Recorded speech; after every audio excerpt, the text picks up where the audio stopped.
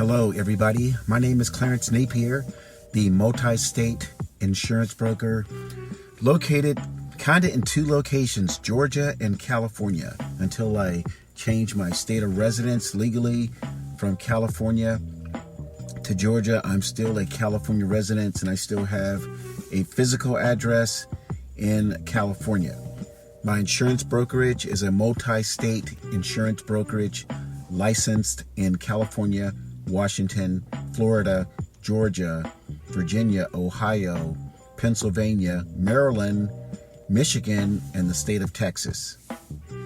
So today's podcast episode is a continuation, and this will probably be the last one of this type. And it's called Da Mama. Doesn't mean much anymore. Does not mean anything much anymore. And it's a crappy, acronym, I guess. This will be the last podcast episode of that series, but I really need to emphasize in this last episode that small business owners, especially realtors, in the wake of the NAR settlement, and we know that settlement is coming up here in the next probably 60 days or so, 60 to 90 days. July 15th, 2024 is the magic date for things to be finalized. I'm not confident that they will find ways to fix it, but nonetheless, the DOJ, our government, seems to me will find any way to mess up a good thing. And I just want to give kudos to this realtor. I think he is in Texas, and he basically said that before the settlement, buyer's agents were already compensated by the seller, because when the sales price includes the 4 or 5 or 6% commission, whatever the number is, whatever the negotiated number is, the buyer was financing the commission to the buyer's agent. So I want to say kudos to that guy, and I'm going to give him a call in Texas and just personally thank him, because that's how I roll. I pick up the phone and I call people that I want to talk to, and if they want to talk to me, great. If they don't want to talk to me, that's fine too, but at least I make the attempt. And that's sort of the spirit of these last 4 podcast episodes when it comes to all small business owners, but especially realtors. So this episode is just going to talk about the beginning and the end, or the contacting, prospecting stage and the closing stage. And when I say closing for real estate sales, I'm not talking about close of escrow, the title company meeting with the real estate attorney to finalize all the docs, and the buyer gets the keys from the seller, and the net proceeds go out to the seller, and all those things happen. I'm not talking about that type of closing. I'm talking about the closing where the real estate agent and the seller or buyer agree to work together. That is the part where there's going to be some issues.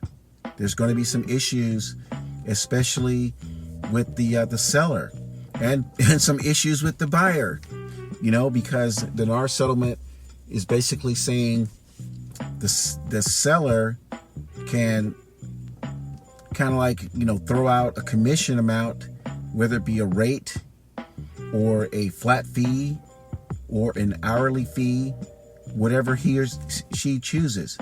And like I said in yesterday's episode, real estate agents need to stop talking about value, especially at this beginning stage, because those sellers don't give a rip about value when it comes to how much of a net proceeds they will receive on their home.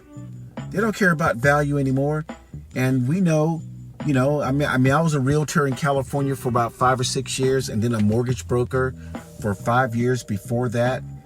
And in that time, I was also an insurance broker, so I was doing all three.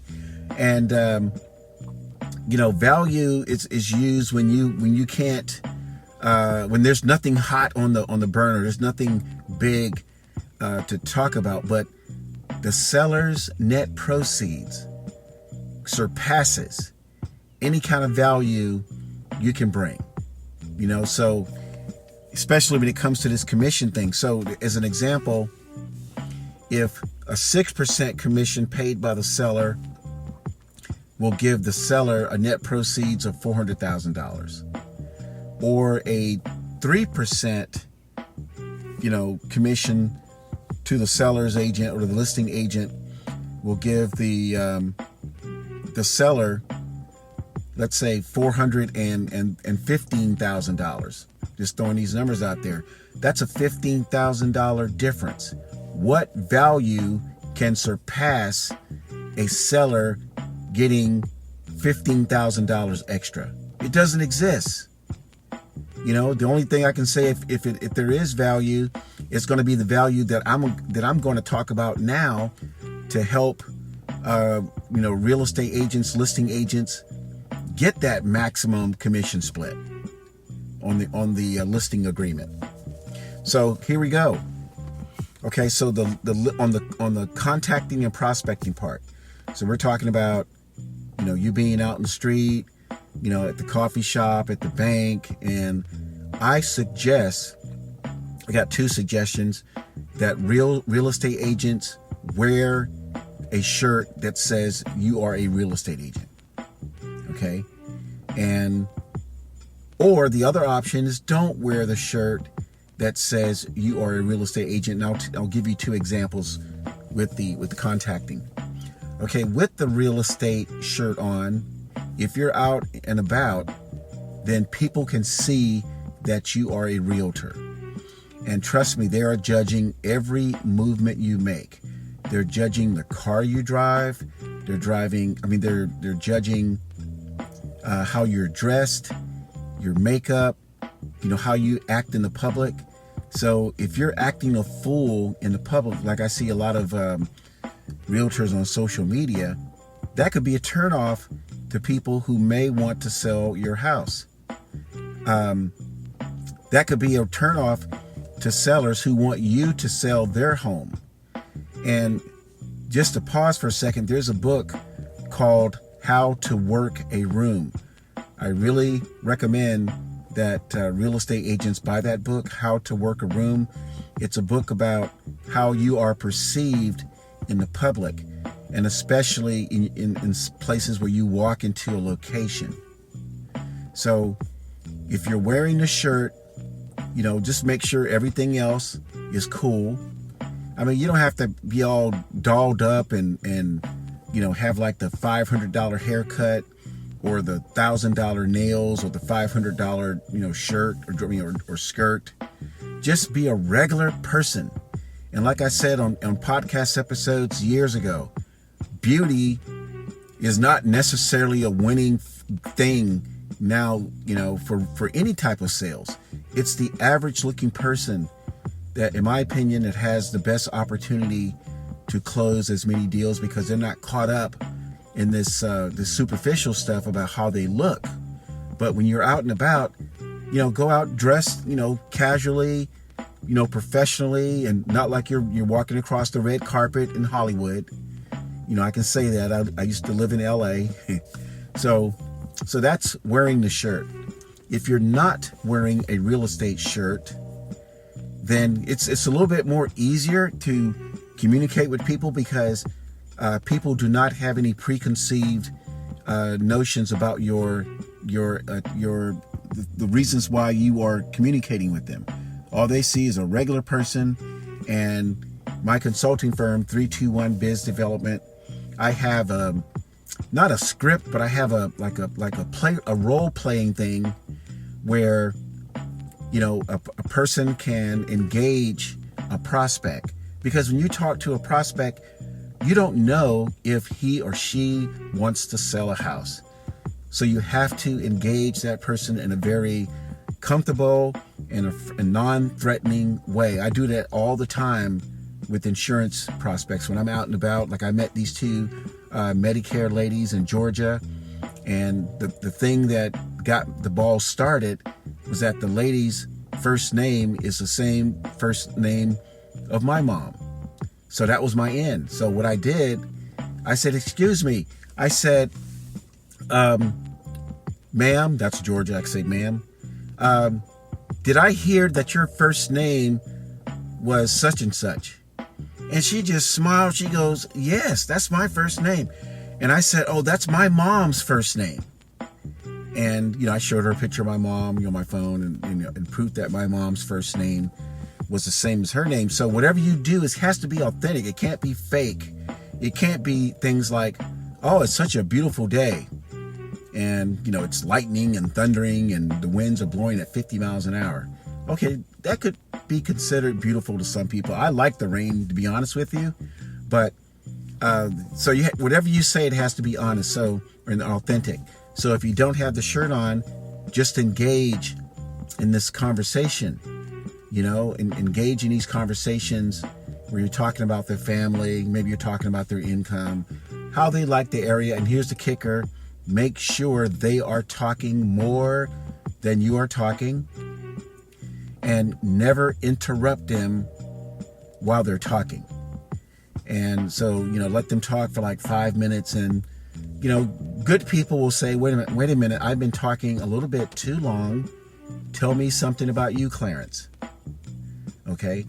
And that's when so in other words, I have a plan of action for this scenario, and it works every time. And it's not a gimmick. It's not a plot. It's general conversation, because you have the final decision whether or not you want to tell that person you're a realtor. And sometimes you may not want to tell the person you're a realtor. And sometimes the person may give you some hints that they're looking for a home. So I got that part all covered. I've been using this contacting, prospecting sort of a role play thing for, like 25 years. Even when I was in corporate America, I used it a little bit, but I used it a lot in independent sales. So those are the two things: shirt versus no shirt. And when you're having that conversation, see what's happening here when you talk to a person in public and you are a realtor or any business owner, like a CPA, someone who offers professional services. What people get to see is that you can communicate on a regular level. You're not like the real estate database. You're not talking about how many freaking homes, closed last month, days on market. The volume of homes on the market is increasing. It's 23% more this quarter than last quarter. People don't give a rip about that when they're trying to find out who you are and what you're about. So when you're having this conversation, remember the person is interviewing you in a sense. Even if you don't even talk about real estate, they're interviewing you to find out if you and they are compatible, just to have a general conversation. And once the person starts talking a lot, that's your sign that that person sees you as someone they can relate to, and you are compatible with the person, with the prospect. So I have a lot of information. The training I have, we talk about this at great length. So let's move to the closing phase. So you're meeting with the person at their home about selling that house, and now comes the biggie.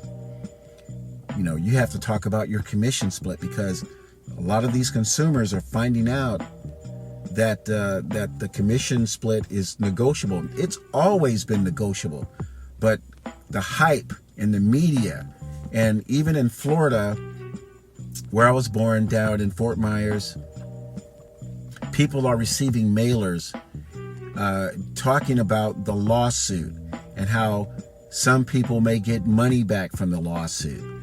And consumers are looking at this and they're like, what lawsuit?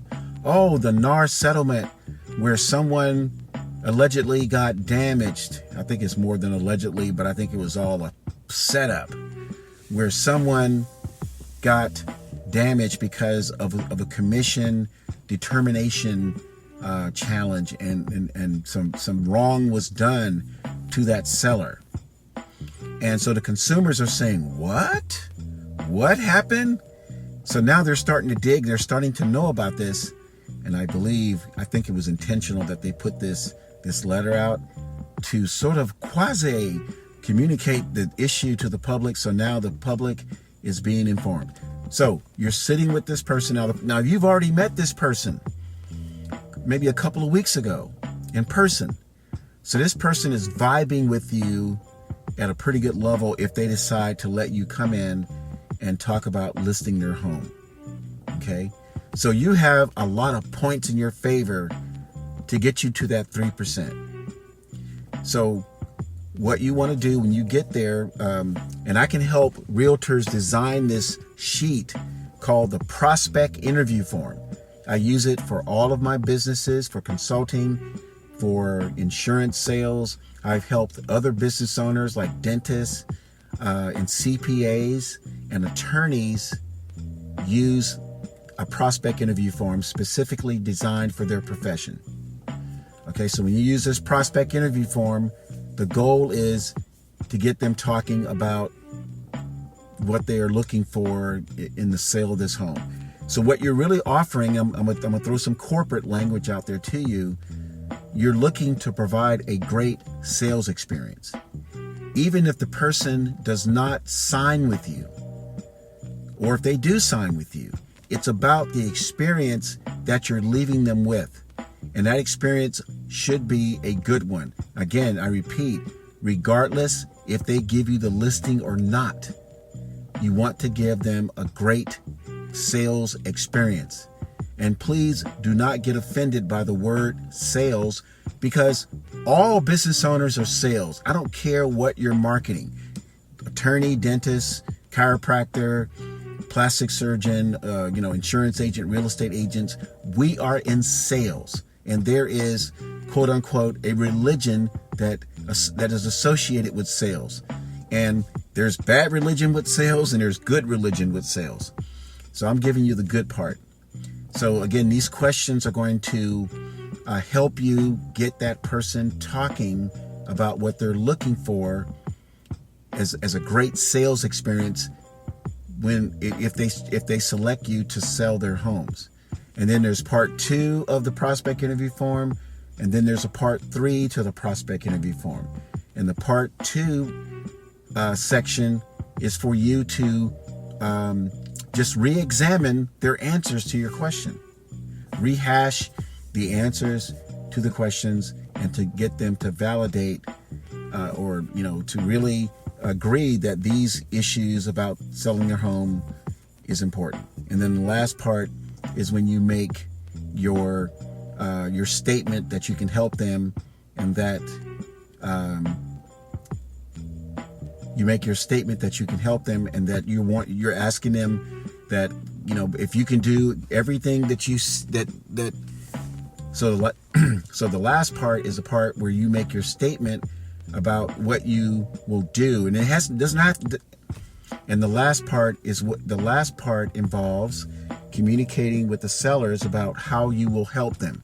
And it does not have to be very detailed, and then you need to ask them like two questions in this process. I can't give you the details of this last part because that's proprietary information, but you want to ask them 2 questions, and I'll give you a hint. The questions are formed for them to tell you, no, they don't want you. They get to make a decision. In other words, you're basically saying, if you don't want me after you have explained. So the essence of the essence of the last section is for them to say. So the essence of the last section is for you to say, in a sense, I can't give you the exact verbs and nouns and sentence, is, I know what you're looking for, but if you don't think I can help you, don't pick me. So you're asking 2 questions like that at the end. And there's something amazing that happens at appointments when business owners use the prospect interview form. So that's all I can tell you. But just make sure that you prepare yourself Make sure that you put action out on the front end where you meet, 10, 20 people a week. Whether you think they are qualified or not, you have to meet them. And then you can tell if they're qualified or not, meaning they have a home to sell, they're looking to buy the home, or they're just not a good fit. But you have to make contact with these people. And you can't say, "Oh, I want to talk to people that drive that kind of car," or "I just want to talk to people of a certain race." You can't do that because stuff is getting real. My name is Clarence Napier, the multi-state insurance broker. Website insforsure.com. Toll-free telephone number 866-901-9876. Take care. Make it a great day.